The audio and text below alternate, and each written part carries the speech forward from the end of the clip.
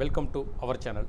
நம்ம சேனலில் ஆசிரியர்கள் பயன்பெறும் வகையில் அரசு தரப்பில் வெளியிடுகின்ற அறிவிப்புகளையும் உத்தரவுகளையும், அதேபோல் ஆசிரியர்கள் சங்கங்கள், ஆசிரியர்கள் கூட்டணி தரப்பில் முன்வைக்கின்ற கோரிக்கைகளையும், குறிப்பாக ஆசிரியர்களுக்கான சிறப்பு தகுதி தேர்வு பற்றிய அறிவிப்புகளையும், அவர்களுக்கான தேர்ச்சி மதிப்பெண்கள் குறைக்க வேண்டும் என்ற தகவல்களையும், அவர்கள் வைக்கின்ற முக்கிய கோரிக்கைகளையும் முன்னிறுத்தி வரும் நிலையில் தினந்தோறும் ஒரு தகவல் கொடுத்துட்ருக்கோம். அதன் அடிப்படையில் இன்றைய தினம் SDET, அதாவது ஸ்பெஷல் ஆசிரியர் சிறப்பு தகுதி தேர்வு 2026 ஆசிரியர்களுக்கு வெயிட்டேஜ் மார்க் பற்றி சற்று முன் வெளியான முக்கிய தகவல். ஏதேனும் வெயிட்டேஜ் மார்க் வழங்குவது பற்றிய பரிசீலனைகள் செய்யப்பட்டுள்ளதா, அதற்கான அறிவிப்புகள் ஏதேனும் வெளியிடப்பட்டுள்ளதா, அல்லது வெயிட்டேஜ் மார்க் வழங்கப்பட வேண்டும் என்றும் கோரிக்கைகள் முன்வைக்கப்பட்டுள்ளதா என்பதை பார்க்கலாம். அரசு பள்ளியில் பணிபுரியும் ஆசிரியர்களுக்கு ஆசிரியர் தகுதி தேர்வில் தேர்ச்சிக்கு 35% மதிப்பெண்கள் நிர்ணயம் செய்ய வேண்டும் என ஆசிரியர்கள் சங்கம் கோரிக்கையை விடுத்துள்ளது. இதுகுறித்து தமிழக பட்டதாரி ஆசிரியர்கள் கூட்டணியின் மாநில பொதுச் செயலாளர் செல்லையா முதல்வருக்கு அனுப்பியுள்ள கோரிக்கை மனுவில் கூறியிருப்பதாவது: தமிழகத்தில் 2012ஆம் ஆண்டுக்கு முன் சேர்ந்து பணிபுரியும் ஆசிரியர்களுக்கு உச்சநீதிமன்ற தீர்ப்பின்படி சிறப்பு தகுதி தேர்வு தற்போது நடைபெற்றது. இடைநிலை ஆசிரியர்களுக்கான முதல் தாள் தேர்வு மிக கடினமாக இருந்ததாக மாநிலம் முழுவதும் ஆசிரியர்கள் தெரிவித்துள்ளனர்.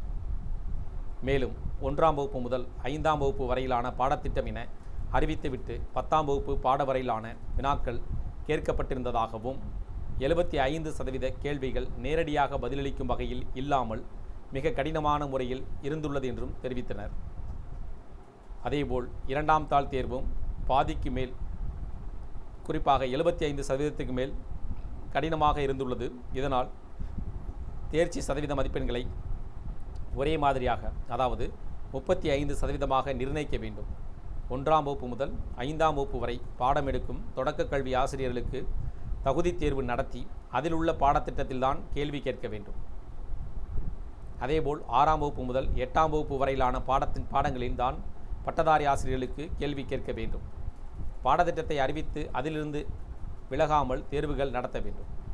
இத்தேர்வு ஆசிரியர்கள் பணியில் தொடர்வதற்குத்தானே தவிர புதிய நியமனத்திற்கானது இல்லை என்றும் தெரிவிக்கப்பட்டது. எனவே அனைவருக்கும் தேர்ச்சி மதிப்பெண் 35% நிர்ணயிக்க வேண்டும். ஆசிரியர்கள் பணிக்காலம் கல்வி தகுதியின் அடிப்படையில் வெயிட்டேஜ் மதிப்பெண்கள் வழங்க முதல்வருக்கு கல்வித்துறை அமைச்சரும் நடவடிக்கை எடுக்க வேண்டும். இவ்வாறு மனுவில் கூறப்பட்டுள்ளது. இதன் மூலமாக பார்த்திங்கன்னா அந்தந்த பாடங்கள் எடுக்கக்கூடிய 1 முதல் 5ஆம் வகுப்பு வரை பாடம் எடுக்கக்கூடியவர்களுக்கு அதிலிருந்து வினாக்கள் கேட்கப்பட வேண்டும் என்றும், குறிப்பாக 35%, எந்த ஒரு நிபந்தனையின்றி எந்த ஒரு பாகுபாடும் இல்லாமல் 35% தேர்ச்சி மதிப்பெண்களை நிர்ணயிக்க வேண்டும் என்று தொடர்ந்து கோரிக்கைகள் முன்வைக்கப்பட்டிருக்கு.